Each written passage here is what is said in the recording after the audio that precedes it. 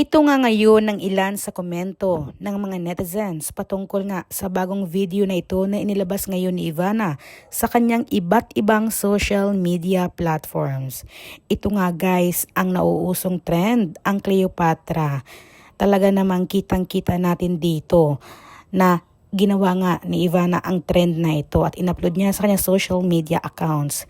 Nandito nga ay talagang nag-effort or super ganda naman talaga ng video na ito na ibinahagi ni Ivana. Ayan, may paahas-ahas pa sa ulo ni Ivana. Kasi nga 'di ba, Cleopatra guys, ang team na ito ng trend na ito.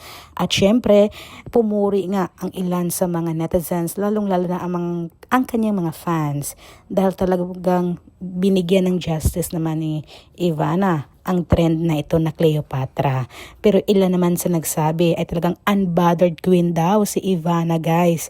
Dahil sa kabilangan ng issue na binabato laban sa kanya ay talagang hindi ito nagpapatinag at go pa rin. Ibig lang sabihin nito guys ay walang katotohanan ang issue na binabato laban sa kanya. Kayo guys, ano sa tingin nyo?